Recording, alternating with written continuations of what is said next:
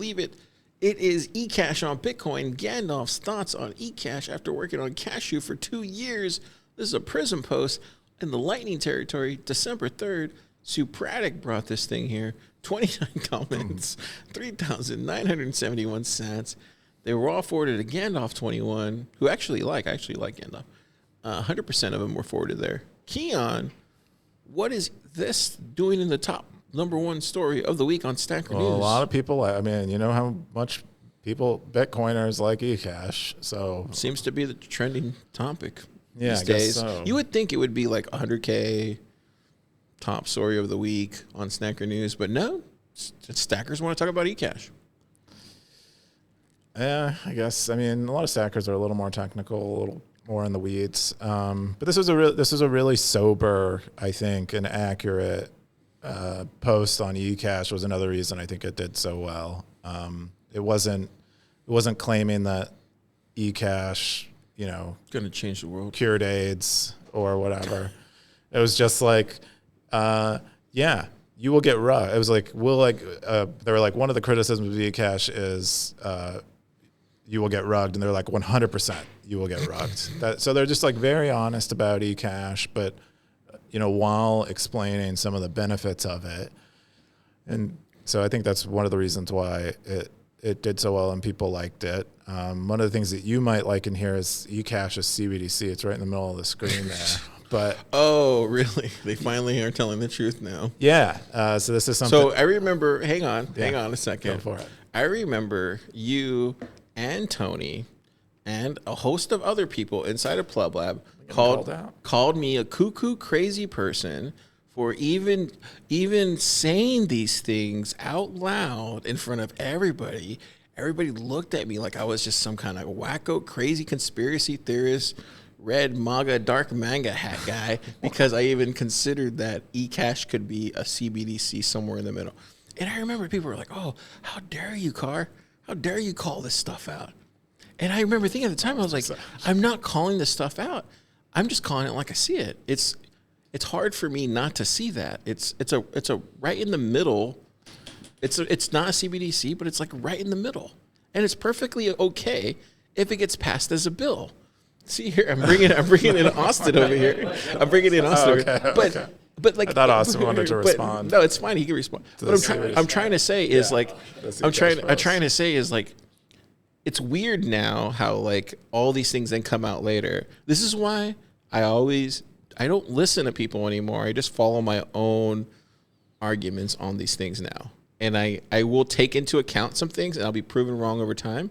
But when I see something as clear as day, I stick with it now, and I don't bend on it. I think at the time you weren't saying that this is possibly going to turn into CB. Your predictions tend to be Car has visited the future, and Car has just come back, and he's here to report on the future. And that was like that. eCash is going to be a CBDC, and to your credit, I think other people are at least seeing it that way. So what you were seeing was not a mirage. What is he saying here about it? He's mostly saying that eCash might be a good candidate for a CBDC. That's not what you said. No, I know. I said this multiple times. I said there's a CBDC. It's all the way on this side. And then there's Bitcoin, and it's like right here.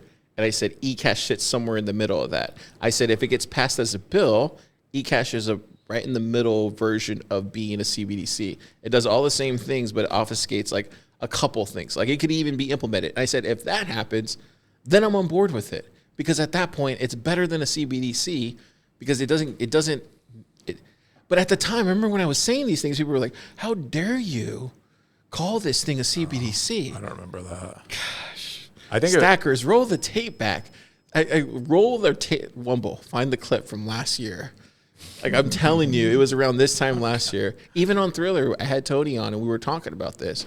And I just remember thinking I remember feeling like I was like a lunatic or something for how dare you say these things out loud. I don't think the loony part isn't that eCash is a good candidate for a CBDC. The loony part is you like walking out of a time machine. You like basically walking out of a time machine and there's like smoke and stuff. And you're like, guys, eCash is a CBDC. I didn't say eCash is CBDC. I said eCash will likely turn into, or I forget what I said exactly, but I remember saying that eCash will only work. eCash sits somewhere between a CBDC and Bitcoin. I remember saying that. You did say things like that. Yeah. And but anyways, I think if anyone called you crazy, and that's inappropriate, I don't want you to call anyone you crazy. I think I'm exaggerating that right now. Yeah, but Car, another one, stackers at home, who's keeping score? Car and Keyan scoreboard. Car's right 2 times now in this show. Keyan, you're right multiple times. I mean, all the other times, let's just forget those times. You want to say something, Austin? Yeah, I'll say something very... Yeah, no, for sure. Say something very generic. Hello, stackers. This just makes it... I mean, it's interesting. This makes me think of the trade-off between auditability and privacy.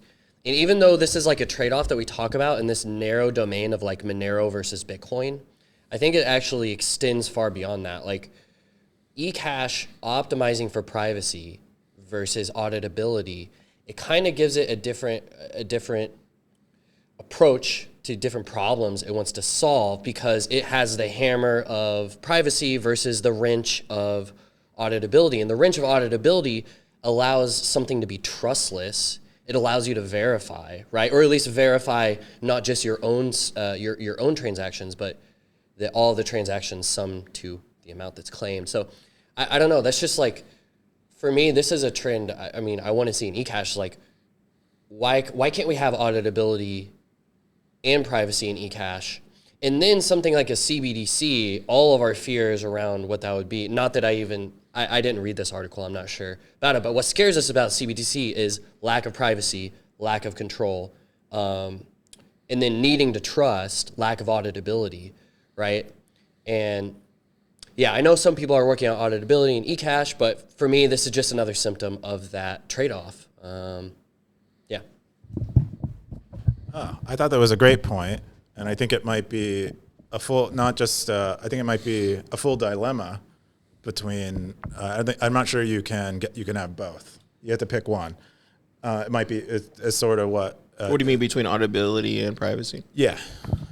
Yeah, and like Bitcoin, like all the privacy, it falls onto the individual. In Bitcoin, all the privacy, like overhead, it falls onto you as the individual. It falls onto the external services that you're using to interact with Bitcoin, because Bitcoin is pseudonymous, right? But that's really hard. And in a sense, Bitcoin has great privacy because you can achieve great privacy through just the nature of the system, but practically doing that is so difficult. So, I mean, I think you could already argue that Bitcoin has, in theory, really good privacy and amazing auditability, but then in practice, the privacy is just so difficult, so terrible. And then the auditability is perfect. So I don't know. And so maybe eCash, they have their, quote unquote, perfect privacy. Maybe they can branch over and have pretty good auditability. Yeah.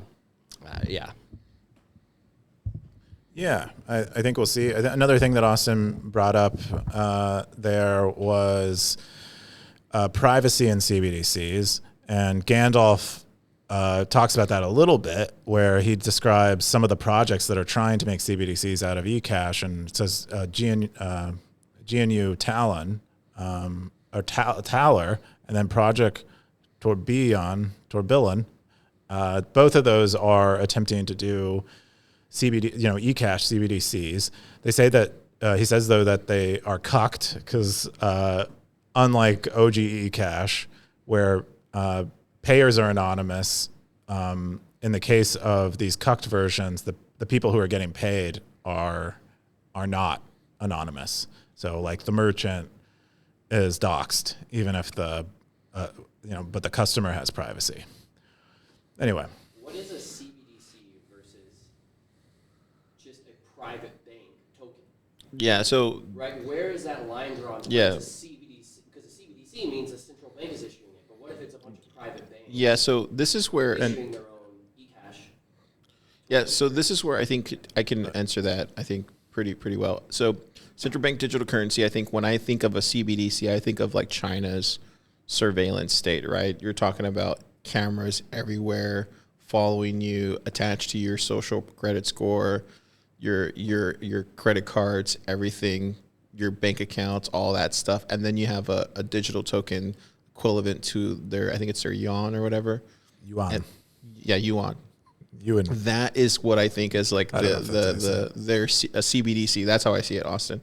So how does eCash fit in there? I think the only way I would be on board with eCash for like a Bitcoiner to use would be like a Texas bank or even like an Unchained Capital that would have, and this is nothing I know or anything like that, this is just me, something that I would be comfortable as a Bitcoiner would be like a Bitcoin bank, basically, that I would give a Bitcoin to, that I would have self-custodial Bitcoin that I have keys to, and then there's a checking account or some that I can then have eCash that they actually have a mint around, or a mint with that community bank.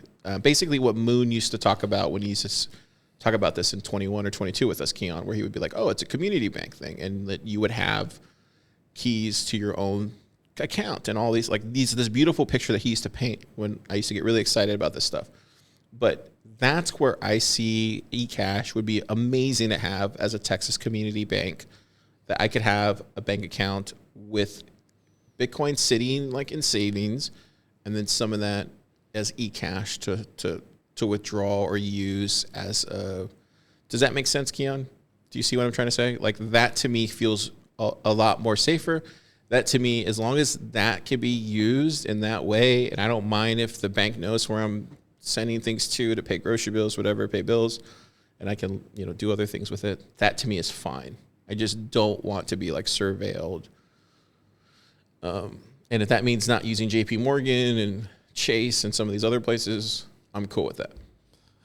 Okay, so you're saying the community bank model, private banks, relative, like that's okay, but the line or the thing that distinguishes the CBDC from those is basically the power of a federal government to both like aggregate information and surveil and tie these the loose force, tie these loose ends all together and track you. Yeah, I think the other thing is probably the ability to create new money and to probably see, that seems fine to me. Money. That seems fine to me, like a fractional reserve bank that is a fractional reserve bank that you do have your Bitcoin in there, and that seems fine to me because we're already used to that here in America. In this kind of like eCash version of a community bank that's denominated in Bitcoin. But in the case of a CBDC, I think one of the bigger risks, other than the privacy aspect, is legal seizure of like overnight flick of a switch, taking 50% out of everyone's savings. See, that's account. not cool. Yeah, so that would be like another risk with CBDC over a private bank, which can also seize money from you, or I guess rug you, and can destroy your privacy, but they can't do it to everyone at the same time in the world. I guess it's more of a private decision. Because, right now what we have is basically a banking sector that we all have to use as Bitcoin companies that is not very favorable to us for a lot of reasons, I'm sure, that we all deal with. And then we also have like Bitcoin, right, that's sitting somewhere else. And so that's the problem that we deal with already, and it's worse. So if an eCash version of that solves a lot of those problems, I think, in this world that I'm seeing. But I don't know. It's crazy. It's crazy that they're finally coming to terms with this, because there's been a lot of non-truths that have been out there for over a year. And this is just one thing he highlights at the end of a section here. It's not like the central tenet of his eCash argument. Yeah. So what else does he go into? He talks about really, I think, is very clear-headed about the fact that eCash is custodial, and that finally they say it, and that it's not just anyone who's been working on eCash has been in my opinion, very honest about this. It's mostly everyone else except the people who are working on eCash day to day, who are somehow pretending it's not custodial, or that it has magical properties because really all eCash is it's basically a bank that's gives you a bearer authentication and is private, like that. Doesn't know when it's that. Those are like the few things, and so anything that extends beyond that is like magical thinking. Anything that doesn't rely on those properties. Anyway, he talks about custody, and that custody is still really important, but that we all maybe are okay with being slightly vulnerable to things like theft in a case of spending money, and that maybe, but in the case of spending money, we probably don't want to give up privacy. Like you're okay with carrying $100 in your wallet down an alley, to buy a prohibited music album, maybe, or something, and getting robbed. But you don't want the government to know that you're listening to show tunes or whatever you're buying in the alley. You want to have privacy for that money, and so that's what he's saying. Is like some of the dynamics here. What else does he? It says he's using all of Bitcoin solutions, Lightning. He sees a place for Lightning, see a place for on-chain. It's not an alternative to those things. It's simply a complement. Is another thing that he kind of says here. And then there's like a FAQ at the bottom. So he says then why eCash? Yeah. Not comparing eCash to Bitcoin. And he proposes a few use cases. I think they're pretty soft use cases. I don't necessarily see them getting used like this, but it gets the ball rolling. And I think is generally directionally okay of an idea. And yeah, that's a majority of it. And then there are these, my favorite, like eCash misconceptions and flawed assumptions. eCash mentals get rugged, 100% correct. So again, just very honest take on the whole situation. Yeah. You got anything else, Austin? Austin, do you have more eCash thoughts? I know you've thought about this a lot more than either of us. Yeah, I don't think about it anymore. I think there is still a lot of development that can be done. And something that's interesting for me, I don't even really like some of his ideas that he mentions. For me, it's the small wallet solution. The solution where I could create a Lightning wallet out of thin air nearly instantly. And with like, well, I don't know what I'm supposed to know or supposed to talk about with like our friends that are working on different eCash wallets, but you could imagine an eCash wallet where I only ever have $100 at a time, but that $100 is split across 100 different mints. And that maybe I move every single time my desktop wallet or my mobile wallet's open, maybe I'm actually swapping those tokens between the mints in real time. And that can all be completely abstracted for me as a user, completely in the background. And this is something like a simultaneous check on reserves and mints having the reserves and being able to continually service withdrawals, especially the more users that do this. And it's also a check, a bit of a bonus on privacy because you're washing these tokens between a bunch of different mints all the time. And I think that like you start to polish down this experience, and I think you get to a trade-off that is a fair trade-off for the $10 to $100 casual wallet that hopefully you step into a stronger solution over time. But I don't know. That's what I'm waiting to see.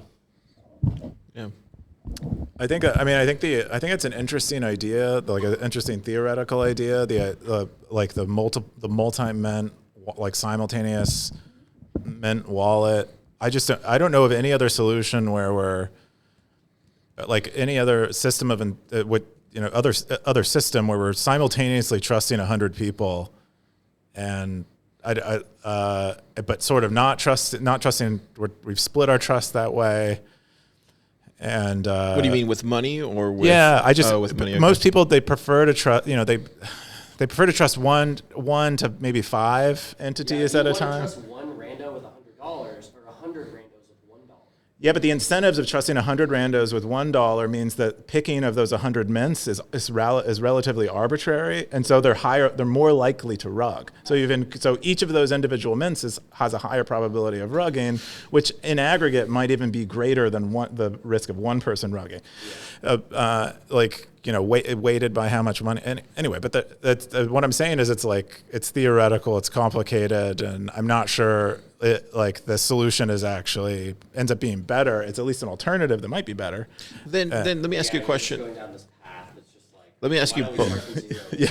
Let me ask you both the question here. Then how is that any different than like that LSP spec that's being, I don't know if it's being shopped around, but that like where you'll be able to swap LSPs like on the back end, where like a person won't be able to. I'm trying to figure out how to word this technically, where you guys will understand what I'm trying to say. Where I'll be able to send a payment, and then the LSP will just be able to have just-in-time liquidity. But I think Zeus and maybe Async are working on it or something like that. Do you know what I'm talking about, Austin? I mean, or am I just LSP is just a bank without privacy.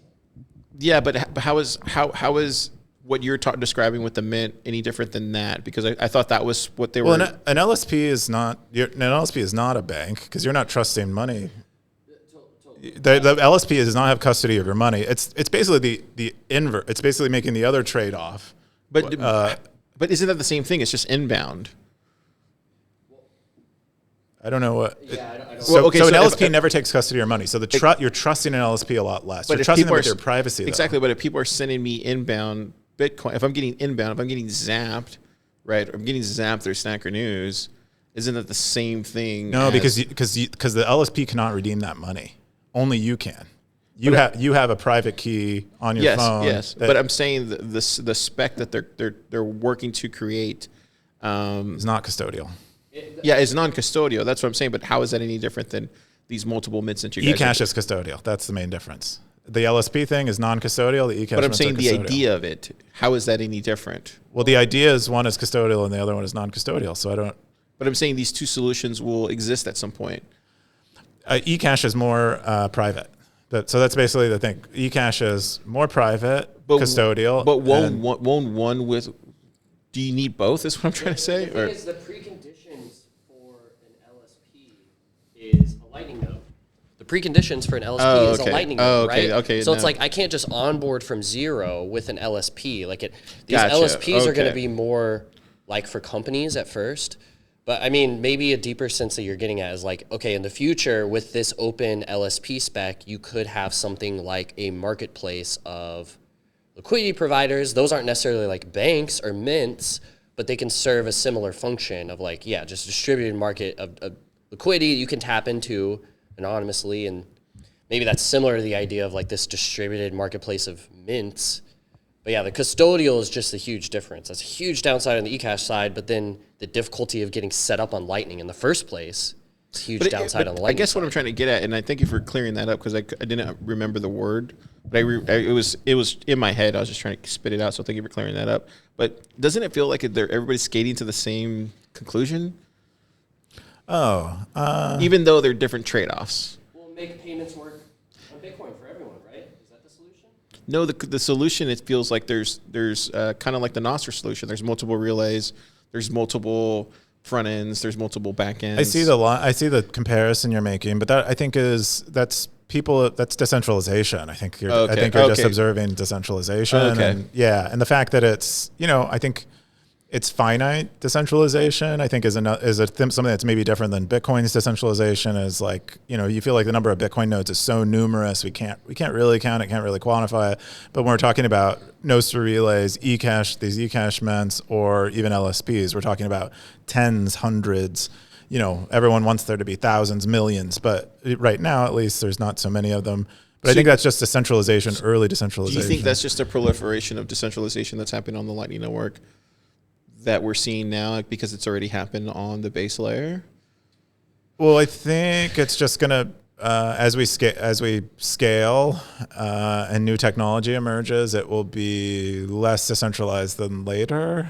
And it seems like it's becoming more decentralized with these different methods. as it emerges, so we have a handful of LSPs right now, and when it's fully spec'd out, and you can download a binary and be an LSP yourself at a click of a button. Then there'll be more of them, and it'll eventually decentralize more. But to start, there was probably one LSP. Probably Async was probably the earliest LSP with the Phoenix wallet, and then we started seeing more of them. Breeze, I know. Then later on we saw a Cash App with C equals, and Zeus, and then more and more of them are participating in the spec process. So, yeah, cool, great conversation, guys. This was worthy of a top post. I take it back. All right, wow. Car's come around to eCash now that. Oh no, totally. Now not. that it's going to be a Bitcoin CBDC. only. Bitcoin only. I didn't realize Car was okay with eCash so long as it's only a CBDC. I said that from the very beginning. I'm okay with it as long as it's like, if we have to have a CBDC, I'd rather have an eCash mint. I think it's a good position to. I was totally okay with it. I just didn't like that people were, in the very beginning, people were like, oh no, Bitcoin, eCash is Bitcoin and it's just as good as Bitcoin and eCash. And I remember thinking, I was like, that's such a stupid way to frame eCash because you guys are coming from the top when you should just come from the bottom and you'll have more people on board with it. And now it's like they bent the knee now fully. And I remember thinking at the time, I was like, they shouldn't even tell people that they're using eCash. They should just don't tell anybody that it's eCash. Just roll it out. Like I'm sure Primal uses eCash. I don't know if they do or not, but no. But they use Oh, they do? Okay, but if it was eCash, dude, it works amazing. That's what I'm saying. You shouldn't tell people what you're using. Just do it. Did you KYC it into you get finally your first email, last name email? Yeah. Okay. Cool. Car is a eCash believer now. No, not at all. So long as it's in Primal, he's an eCash believer. No, I mean if it makes things simple enough. It improves your life. It's simple enough. I think that's what people have been arguing with eCash, but I think you're right. There were a lot of hyped up claims, and it takes a long time to wash out. It was just the hyped up claims. It was just annoying because it was like, Lightning's dead. eCash is the But future. I thought the most interesting. I don't know if you guys saw this, but this is when I'm reading this right now, and I'll go back and look at this later because this is a tell. It seems like this thing is kind of like a really. There's another one. The CBDC thing is interesting. So there's projects that are already being, and there was never really proof of this, but like this could be really interesting because if you follow the money here, this will lead to exactly who's paying for it. And this was all, I'm not leading to anything. I'm just saying, like, if I had my journalistic hat on, this will tell you exactly which people will be. Well, these are directly funded by governments, I believe. I know, and like that's where I'm wondering where these follow the money stackers. Huh? Do they have the code? I think for the GNU stuff, you definitely can. I don't know about this one. But BIS is like. Yeah, is this CBDC if the code is open source? Yeah, I mean, you could have terrible privacy in an open source project. But look, it's eCash. That's what I'm saying. But the BIS, make no mistake, man. That's all in the same vortex, no pun intended, as the WEF. So stay frosty out there, stackers. That was the only tell I noticed in all this. Anyways, cool. And that's all the top 5 stories of the week, stackers. Let's jump into